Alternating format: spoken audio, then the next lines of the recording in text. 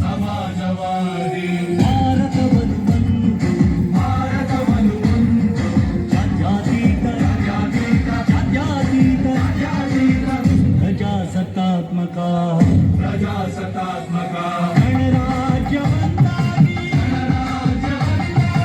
ರೂಪಿಸುವುದಕ್ಕಾಗಿ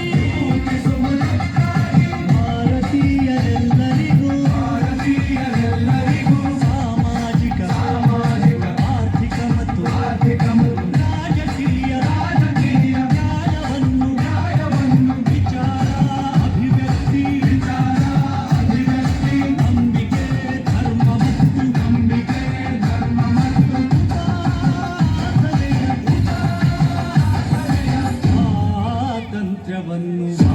ಸ್ವಾತಂತ್ರ್ಯವನ್ನು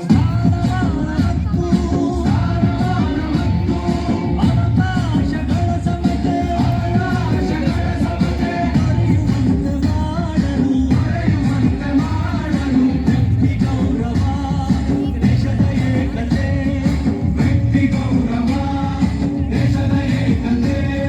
ಸಮಗ್ರತೆಗಾಗಿ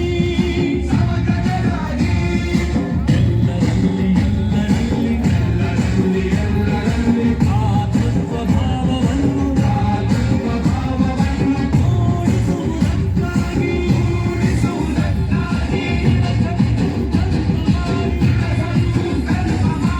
ನಮ್ಮ ಸಂವಿಧಾನ ಸಭೆಯಲ್ಲಿ 1949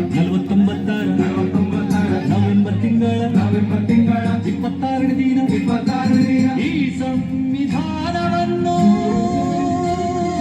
ಈ ಸಂವಿಧಾನವನ್ನು ನಮಗೆ ನಾವೇ ಅರ್ಪಿಸಿಕೊಂಡು